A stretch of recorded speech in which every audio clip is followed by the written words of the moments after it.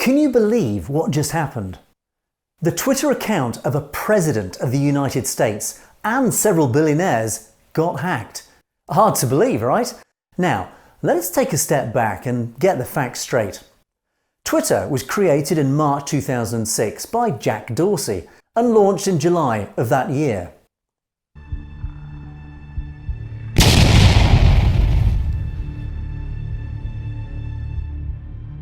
The social network continued to increase in popularity, mostly driven by mobile users, which account for approximately 80% of users. However, the tipping point for Twitter's popularity was the 2007 South by Southwest Festival. During the event, Twitter usage increased from 20,000 tweets per day to 60,000. Twitter currently has over 300 million subscribers, with over 140 million of these that are active on a daily basis. Apart from the United States, the top 3 other countries by users are Japan, Russia, and the United Kingdom. American politicians love Twitter. Former President Barack Obama is currently the most followed account on Twitter, with over 112 million followers. And he will come into play in our story in a few more minutes. President Trump has announced most of his policies and many controversial views on Twitter. Twitter was attacked on July the 15th, 2020, when precisely 130 accounts were hacked. These included the accounts of President Obama, Vice President Biden, billionaires Bill Gates, Elon Musk, Jeff Bezos, Mike Bloomberg, and Warren Buffett.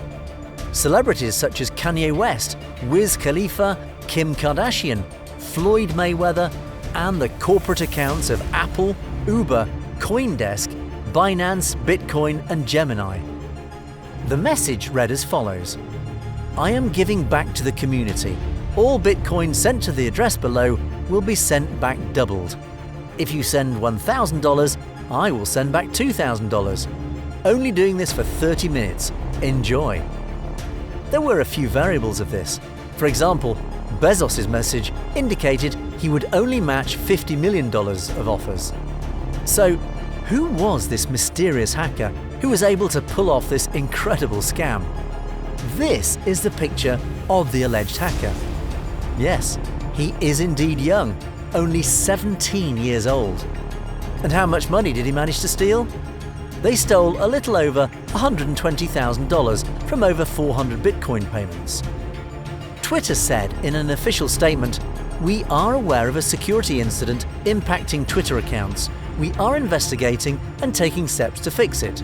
We will update everyone shortly." The company blocked the accounts that had been used to put the scam into place. And this was Jack Dorsey's message on Twitter after the hack was detected. "Tough day for us at Twitter.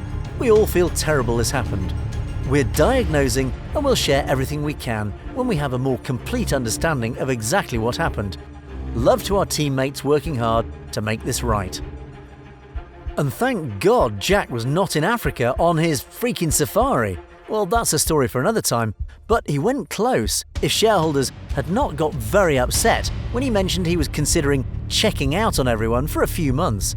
These were his words: "Sad to be leaving the continent for now. Africa will define the future, especially the Bitcoin one." Dorsey tweeted from Addis Ababa on Wednesday, "Not sure where yet, but I'll be living here for 3 to 6 months mid-2020. Grateful I was able to experience a small part." Now, let me ask you, if a 17-year-old, who's surely very bright and a talented hacker, could do this to companies like Twitter and end up getting control of the Twitter accounts of a juggernaut like Apple, how safe are other areas of the internet? How safe are US businesses and the global economy? Imagine if a hacker went on Trump's Twitter account and announced that the USA was going to war with some country like North Korea or Iran. That really could have been a mess. So let's go back to the story. The way people think that these hackers managed to get control of these high-profile accounts was by getting across to the back end of Twitter with full internal administration tools by compromising a Twitter employee. This is called social engineering and is one of the major ways in which hackers manage to attack companies and bypass all the security measures. The lead character of this story is Kirk, who investigators believe is Graham Ivan Clark, who is a Florida teen who managed to set up this scam to get money from people with the help of a few other young people on the internet.